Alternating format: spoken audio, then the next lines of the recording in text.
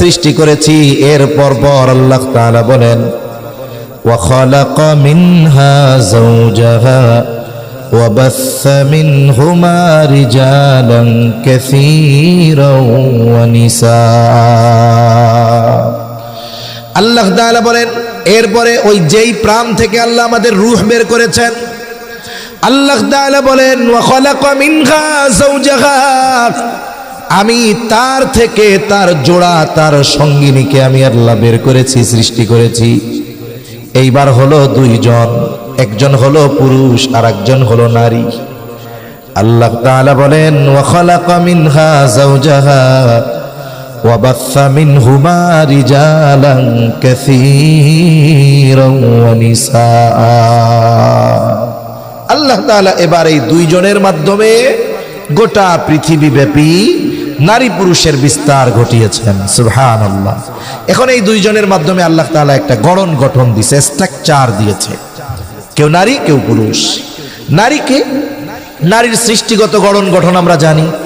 নারী সন্তান ধারণে সক্ষম, নারী সন্তানকে দুধ পান করাতে সক্ষম। নারী স্বাভাবিকভাবে যদি হরমোনজনিত সমস্যা না থাকে, নারীর মুখে কখনো দাড়ি ওঠে না। এইভাবে নারীর পরিচয় অনেক দেওয়া যাবে।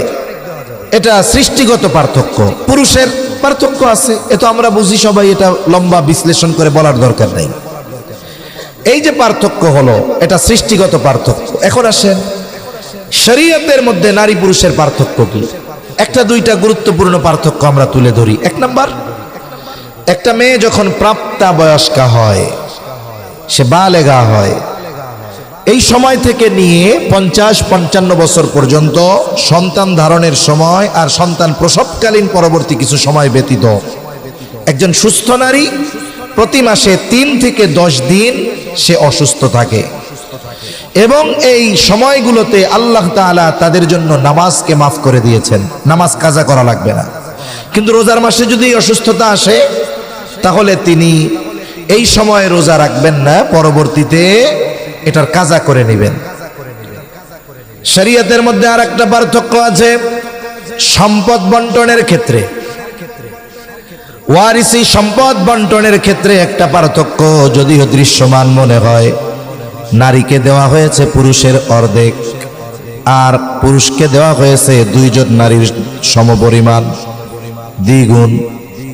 যদিও এটা বাস্তবে দেখা যায় কম বেশি, কিন্তু আপনি যদি শরীয়তের পরিপূর্ণ হুকুম আহকামের দিকে নজর দেন, আপনি দেখবেন আল্লাহ তাআলা নারীকে ঠকায় নাই, বরং নারীকে আল্লাহ জিতিয়ে দিয়েছে।